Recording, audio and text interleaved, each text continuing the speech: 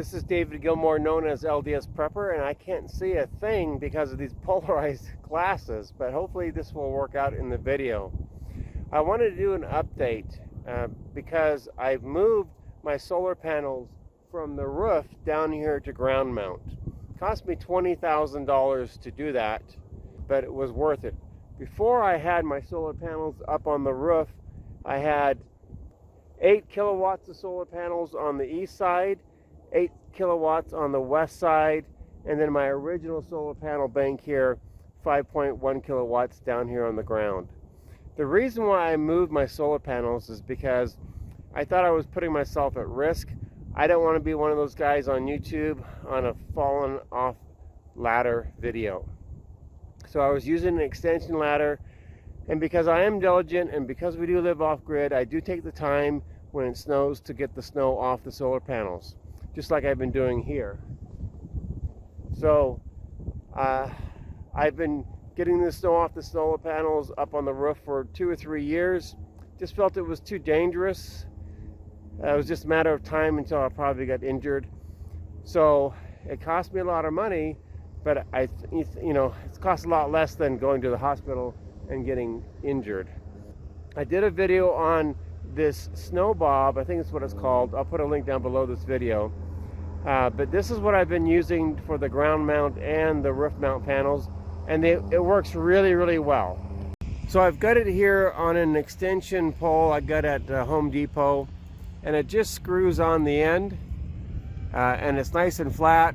You can see I've been using it for several years. The edges are kind of torn up. So it just scrapes the snow off. Let me show you how easy it is to use. So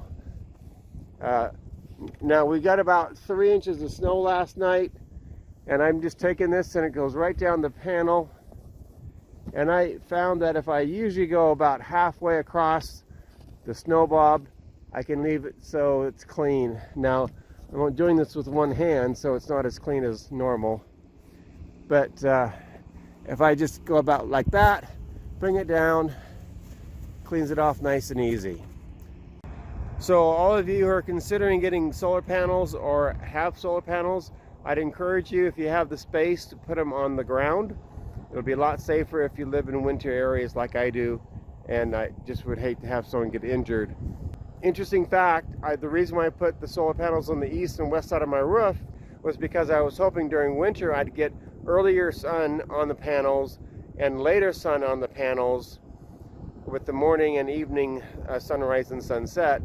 But truth be told, now that I've had it here like this for a couple months, I'm actually getting 2 kilowatt hours more, or 2 kilowatts an hour more, by having them all facing south. I would encourage you, after my experience, to go ahead and mount all your panels south if at all possible. If this video has been helpful, please like and subscribe. I have almost 700 videos on being self-reliant. I think it's really important that we learn how to be as self-reliant as possible, that we're not dependent on other people for our needs. We can't be an island. We need to be a community, but we need to be a community of prepared and preparedness-minded people. Again, this is David Gilmore, known as LDS Prepper, reminding you, if ye are prepared, ye shall not fear. Go to ldsprepper.com to watch those videos. If you want to get preparedness items for off-grid living with battery backup, the world's best plant food to grow nutrient-dense food, to learn about herbal remedies, and to get your Berkey water filters in stock, authentic Berkey water filters, go to ldsprepperstore.com.